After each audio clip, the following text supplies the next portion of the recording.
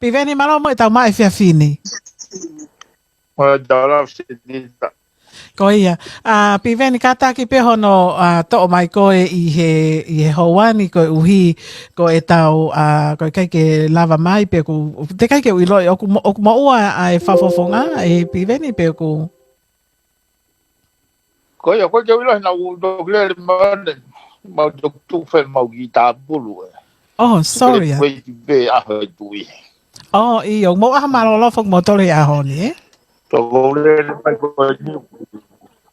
Okay. A malo lo fugini. All right, okay. Piveni koe, tonga koe ni koe na e mea mai foki ai whawafonga koe a tonga tapu whaa ma tēni tapu eluelu o whakahoko ai ne polokalama pia moe, moe ki kulupu mei Amerika pia kuna ui peki nau tolu koe kulupu international mei Amerika pia i he tonga koe ia na iai ai ngahi whakamatala me iai au whakaikai i he whawafonga whika whaa ai ngahi whakamatala koe na ke whakahoko heni whelawe i pia moe more ko iai pule anga ko hi whoki i he konga koe na ke whakamatala i heni koe more koe ni makatuunga i he ngahi huhu holo ai whawafonga koe ia tonga tapu whaa aia koe tu koe taimini o kou fia koe uhi koe malawa ke kau mai he hu mai ki tua kau he polokalama. O te kai peke tari he whafofonga ia tonga tapawha ke kau mai ke polokalama koe ne ao TTI. Kai ke he, o ke pehe nai piveni i he tū kai taimini ko ene his words against your words. He ko hui koe ke lawa ke hau ke mo talanoa whakataha mai pe mo sia osi. Ka kune hanga kei tuku aki i pe koe pe mo whakafonga koe no tonga tapo uru aki. O koe kai keu iloi pe e toe le lei ko ai vā pe i kai. Pi veni. Kai ka se ne ka ko whaka ilonga le lei e na ia. O asi mai ki mo. Koe o mahu inga ke aski mo. O tene whakaukau ka mea sisi e. Pau ai ke ne hanga run down yo pe ko ki mea sisi e. Ko mea lahi e se dita. Kau whemau ke hau ia e twes. Ko se dita ka pauna ko mantu ka te whai hafoi action. Pea ko hafoi mistake. Pea wala whamore more kwea. Ka koe taingo te whai ai ha palani. Pea ko hafoi habit. Ko menu mawhaka au se dita. Pea hikai ke tawa uta toke whiri ko ni tae solonga. Tae address e issue ko ni. Issue ko ni atonga wha. Ka wate whakaukau ko ni pana ure ak peki mua pa pakoutou le aki. O ku ngutu hua angi. Ai lavaki o ku asiki o lunga. He ofa fufunaki o hange ha maka ngalo. Ko issue ya. O wela ka pau nei ko hatoe ki issue na sisi yang nei me lava pe tukuange. Nei os tukuange futau e taha ia mahina e ono. E se tika. Koe whakailonga moonien koe ni ai mata whewheka hono whaimea koe loi. He kono inga hena nau os whakataha. Mantu nau whatana hu se tita na koe utukaki ko tau koe ni oku ne whai na os whai whakataha lahi ai koa timi e wharekai koe e malata. Na e kore he whakafofonga koe ni ke oua mua e tukuange miniti ki tua. Koe whehu i koe hae huinga na e whemau ke wa tukuange. Ka koe ni tukuaki i koe iau ne kei whai pe wak mai peke ahon. Ka ki au e se kita. Mai no pea his words against many of our words. Ka maktol toko lai. Au pito. Iro le o kunde iro le rei pe e ia. Pau ke ilo se kita sai pe ia. He koe koe. O wai lau ia hi mi o pe he. Te kei ke tawa. Museo ko whanonga kau ni whametala pe he. Tuku pe he tok whamau. Whakakatoa pe tau tolu he ahu whamui. Koe excuse ai vare se tita. Wai lau e himi au pehe. Te gai ki mamani. Kai ke. Koe raki. Whawhiwhia. Tako wai pohonore. O tako ulama pio hau ke mitia. Tako ulama pio hau ke Facebook. Kai tālai o kai ke Facebook. Tālai o kai ke... Ka nau sa ia honoanga he kau tamaku na mea Amerika whatetenga ke tau mai i tua. He ko hono mo o ni ko ka hawe whanua se ti tau ko hami ai ai ko timi ko hami ai mateng ko hami ai aku ko hami ai ko hami ai sas. Ko e tau me ai ka hawe whanua. Ka ko huinga ko ma ke tau tanua. Ihe tau tanua ihe mama. Tu ke ai ke pehe ko mautol. Koia. E piveni, oku mahu inga whoke ko hiko e talo e mau kore. Mahalo ka lake ne tau e taha e ku kore. Ke kau mai moa ke hapolo kalama. Ta tau pehe ko ke ngau e ko i he kere a. Pia o mai ke ono o tukuange kere a. Kau ha o whakahoka te ngau e ko i he ni. Mo e kore pe ke kau mai ke hapolo kalama. Mo i kai pe. O se mei tau e taha. Oku ke whakakau kau ko i hana hono uhi ngā huai nao. O toki hu mai ki toa. Iyo. O ko ila fo se tita ha mahino ke ai ko vili ni kau pou. Pe fainga ta ke kalo ai pe. Kau ke fa na mo o sa no ni interview. Na sen mai ta kau. Potonaki.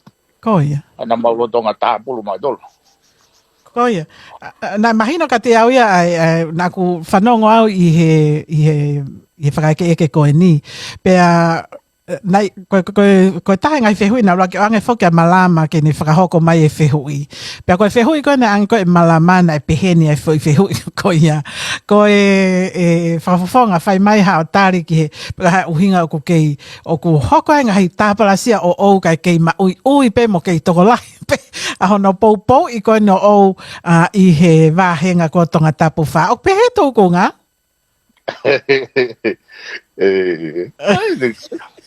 Ia ka engineer se te tat sai pe ia ko te whakapapawa te mea ko ni wai ware ka kai ka wai ke hanga noa ka kai nau se sio mai pe mea ia tong ka tawha ko te lau mari hoki whakau se tita o ko ha au ke maka mangalo ngalo ka pau na ko ha foi tau pe ko maka pe wea o sai pe tau tokanga tau folau peka tau tokanga pe kia he kumahino kuai fumaka i mua he. Ka koe ne mangalo ngalo, koe tai mea whatu tāmaka e folau ai waka i patoa. Ki hanga ngeo elaborate mai ho uhinga ki he maka mangalo ngalo. Ai mea koko tokaloto. He kono uhinga koe ngahi mea tokaloto uhingai. Na uhingai se tira kapate ke whanongo wharelei i he foi tepi ko nei na i kuturi ai tau tol ko me aho play foi o te ke manatu o te ke toi para manatu foi mea ko ia ko taha ngai fitu taki ko la ma du ke tai me ko ni te asi mai ki tu apo ko hai engineer hai taha ngahi. Koe whakaiko iko ko ia e piveni e foi tepi ko ia oku lawe ai a lavu ia ki a māteni, he? Ke foi tawhaki ko ia. Pau ki ai lewa e whakakau pena e osi eni sinia i pe e mātenia e me ani pea mo lavu, pea mo way back there na kai ki tau iro ia e tau tolu. Kana e hoko foke hono o mai e mea o tau pehe foku kei patoa pea māteni. Kai hange e whakaiko iko pea ko mahalo ko fihala ke mau tolo ko ninga ka umitia ko mau fulahi no foi a ko ni ia mateni ka ngalo ki foi sete se faka osi ko pa osi foi tepi ko ia ko foi sete ko ia o fe ba ke kere lau i mai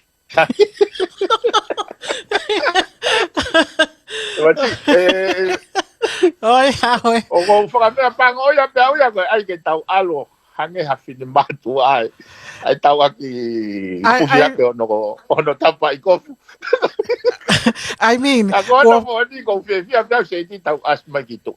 Ai ka pau ne tari asma ki tu ko tu ka pate te frafe e taimi. Mal ko slo to lai taimi. Do you think so? I fa ve pe ko ya.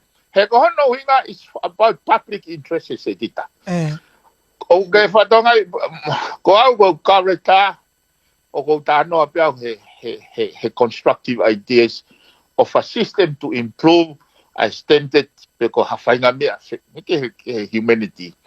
O kai ka ki au, ka pau o ne pe o mo oni mea o ne tau ka vei, pe o mahu inga ka hau e whanua ma demokarati. Pe ha o rea mai o reo, pe ko hatoi whainga reo pe, ke honga ke mapolokarama pe te tau polokarama, po ha whainga mea, ke ha o confront e foi issue. Lau whamu au ia ke hanga o whai ho moho me ka pick out e, ai ngahi foi whehu i mo ngahi foi tari. Ko ngā ke tau ki kou fruai, ke tokoni pe, koe ka huinga e not to run him down or not to, but to identify mea mo o ni, koe uhi, koe wholau ho tau waka ki he whiri novema, te ria nā toi ngoto pe foi makamanga longa loko ni. e pivene o ko kole fa mole mole atai ki a te koe ko no uhinga koe aho pisi eno o koe ahoni pe nā ku whakakau pe te e osi vave mai pe a o hu mai o whakahoka whainga koe ia kaneka ki lama whai ai whainga koe ia koe ai te utala noa whakaloko fua Ka pau e toki lama ia ai a mui, he ko ngā mahu inga whoke tata anoa tau ia, ke rak whanonga ho o kau whanonga re teo he mea koni uinga i tata anoa. Ke ngā ke uinga maari. Ko ia, kai ke, te utoko e whai tawhaaki ko ia e piven ki mu yang e ka uhi ka uhanga e au o toke o mai a pongpongi o ta ia tu i heni, ka uhi ke whanongo ke ka u whanongo pea osko ia pea ke toki mea mai lewa o ki talatala noa ki talatala noa. Kai ke he e piven, ko tuko e taimini te wafele vau o tala noa atu ke te koe he tawhako ni, ko tuko e taimini o ku nofo atu a tongana ko hono filifili ha kau whafofonga. Pea mo ngahi wahe ngā pe o nau filifili ha nau whafofonga ke whafofonga i ki nau tolu ke wharearea o tonga i Novemba. I anga ko wakai a au pi veni ko koe haho o whakakaukau a au ke hatoko taha ko ala tīlelei ko ka pau ko mau tolu ko mau whiu wheinga pe whiu kumi ha taha ke mau whiri ai i ho mau ngahi wahe ngā. Ko a whainga tangata whiwhi whine whiwhi ke mau whiri ai ko hatoko taha ta tonu na ia ke mau whiri ai i he whiri koe ni i Novemba. Kau ena he foi feu i whainga tālahi wau ia. Ka tukange e se tita he koe umea koe ni na oski whaalawe peki mo. O wai pal pare mai tau whunga whiri e. Kono mau e tau whunga whiri, tuku kehange pe structure hapa mono whakawai wahe. Kau tau whiri tau tauria ke foi fountain ke he ua pe tolu, i he foi whiri pe ta, foi great deal pe ta. He koe whakaukau a ka improvement ke foi system koe ni. O kukai ke toton ke whiri, ke te whiri pe koe ko te whiri whafonga wharearea. Ai pe koe whiri ai kabineti, pe whiri e paremia. Whiri e paremia, whiri e kabineti. He kono hinga koe function o wharearea. Mo to role i wharearea, o ku natula kehe au pito ya moho o function ko i he pare mia pe ko minister. A completely two different function side. Ko oi ko mata vai mantu ko tau foi transition na tawanga ki pe a firi ka fa fare area. I he popularity wise. Hange ko ni. Ko ui pe na ke pure whakalahe. Ko upe na ofisa kolo pure whakawahe o ke mahe ni whaikawa mo majority e kainga o ke asi ko nau ngahi. O nau whiri pehe mai nau tolu ho hau ki whare area. Ka koe whehu i koe do they have the capacity ke nau toe lava elevate your function hono whakaukau i ai hono ngeau miliona ke spend whakapoto ke interest e kakai. Whehu i koe a koe foi tari kehe au pitoia. Koe uhinga, ka waifo ke sio akia se tita lahi e tahonga tau tōria o mai e criteria hala ke whamau ia ke foi function hala. He kai ke te hanga o mai e criteria ke kau tōtai, ke whamau ia ke kau tama woko ngowe. Ke whamau ia ke criteria o ako nesi, ke whamau ia ke kau tama woko sotia. It's a completely different function. pe kono sive ai pai tiuri dia ai kau o ako patere ke whaka mau ia kia kau ai kau mau kasta mu puka whainga mea pehe ko kuhinga he o he anga pe aku fihi pe aku he mo kakai hano ko atu ai whakatata ko ni se titai ko ilo ai anga tau turi ki whare area o hange ni a halova o skamata pe foi to hiwa ka no pere he mita hiwa no ke teu ke mita te au ka tau kamata ta don the starting line so kono mo ni o ale ka no pere o campaign ke nau hela ia takai holo faika ikai o ku ale ka no pere o to tongi ho nau ngahi mo ua ko to ape whakapanke pe ko hawhinga outstanding ka nau toko mai o whiri o hange ko ka whamonga i kai sai o kau sivi ai kau whamonga kau no pere pena ia hataha nai whakailo ia hataha nai hopo he ha ia hataha nai tila trucks o kau sivi ia hataha no whako ia hataha o pehe mo pehe i kai sai haneo tau whai ke kau whafonga kai ke toi ha whahinga mea anything to disqualify everybody o kai ke nau tau ke nau huki whare area ka koe hae whansina whare area ke au e wangai whaukau se dita you need to be a voice for the voiceless if you get it he koe taimpe koe te ke lawai o be the voice for the voiceless taimi au ke o hake ai interest ai kakai o maalunga taimi au ke whilau ai hoon nau natula whakatangata when you be a voice he ko no inga ko ho asipe hore o ko hau ia tao ka koe Ia, mo onia piveni piveni ko ngai taha o ko pehe o to tonu ke lave mai ai ko hui ko nofo kana ka kai ma kau pou ko ia o patoa o ku na toki mo no nofo foki na tolu ko quantity ke whirika na tolu ko quantity o toi ke vi soni ko ni ai patoa ko quantity o ko kai ke kau na kai ke ngau ake hanga hi mea na ikai ke anga maheni ki ai patoa. Ka koe tō whako he taimini, o ku lahi au pito hono ngawe aki ai tōwha pia lahi hono ngawe aki ai whakatau koe ne ngai vouti ake hange. Koe na ko os whakahoko i tonga ngai campaign lahi ai pure anga pa pehe ke ni iho i kau ni iho na loto ke na hoko koe kau kantiteiti. E anga whewhe nai hono hanga he kau pou koe ia o i patoa o furifulihi e ni kau kantiteiti pe ka pau e taha ua tolu mea fui wahenga pe taha ke nau ko wheto ko taha koe o ku mahino koe toko taha e ni o kure lei pe tene whakafofonga i ia koe patoa ia ke te au koe patoa i api. Se tita, foi even that. Ko si haia ni, koe maua atu ke wahenga, he ke moi pēa ki si ke mpeni, tamai he mātua. At least, na ke hau he ngai tau mai koe mo ngai fui tau. Ke tala mai ke wharara ka nau tolu. Ngai fui tau mo lo tong lawe ai au ni. Koni ke te ha, tala mai ko fui tau fo wenu ke wharara ki ai. Ka te mau whiri pe ko ngā koe mau. E ko tari ka krisi mea pango ko ke ilo taha ke loto tangata. Ko anga pe ni whakafua me tua sai.